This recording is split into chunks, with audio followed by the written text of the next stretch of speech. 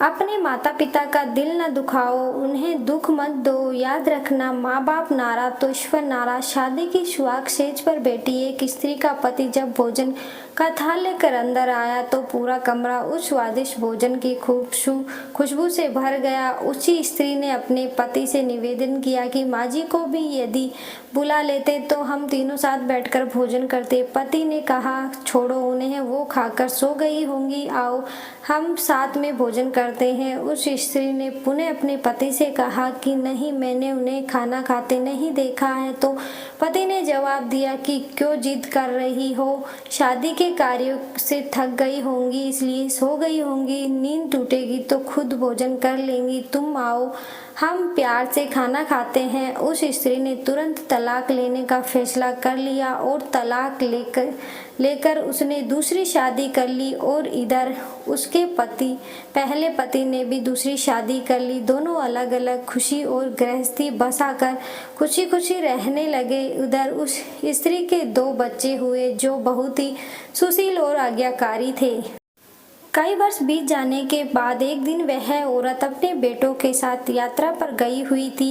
एक जगह तीनों माँ बेटे भोजन के लिए रुके और बेटे भोजन परोसकर माँ से खाने की विनती करने लगे। उसी समय उस स्त्री की नज़र सामने एक फटे हाल, भूखे और गंदे से एक वृद्ध पुरुष पर पड़ी जो इस स्त्री के भोजन और बेटों की तरफ बहुत ही कातर नज़र से देख रहा था। उस स्त्री को उस पर दया आ गई और बेटी को बोली, जाओ पहले उस वृद्ध को नहलाओ और उसे वस्त्र दो, फिर हम सब मिलकर भोजन करेंगे। बेटे जब उस वृद्धा को नहलाकर कपड़े पहनाकर उसे उस स्त्री के सामने लाया तो वह स्त्री आश्चर्यचकित रह गई। वह वृद्ध वही था जिससे उसने शादी की सुहाग रात को ही तलाक ले लिया था। उसने उससे पूछा कि क्या हो गया जो तुम्हारी हालत इतनी दयनीय हो गई। तो उस वृद्ध ने नज़र झुकाकर कहा कि सब कुछ होते हुए भी मेरे बच्चे मुझे भोजन नहीं देते थे, मेरा तिरस्कार करते, मुझे घर से बाहर निकाल दिया। उस स्त्री ने उस वृद्ध से कहा कि इस बात का अंदाजा तो मुझे तुम्हारे साथ सुहागरात को ही लग गया था, जब तुमने पहले अपनी बूढ़ी माँ को भोजन कराने के बजाय उस स्वादिष्ट भोजन की थाली लेकर मेरे कमरे में आ गए और मेरे बार बार कहने के बावजूद भी आपने अपनी माँ का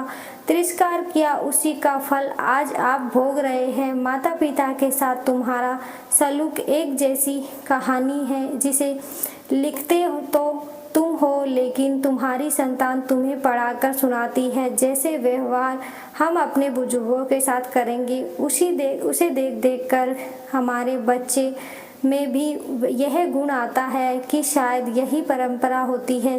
याद रखना, माँ बाप नाराज तो ईश्वर नाराज। वीडियो अच्छी लगी हो तो वीडियो को लाइक करें, चैनल को सब्सक्राइब जरूर करें। धन्यवाद।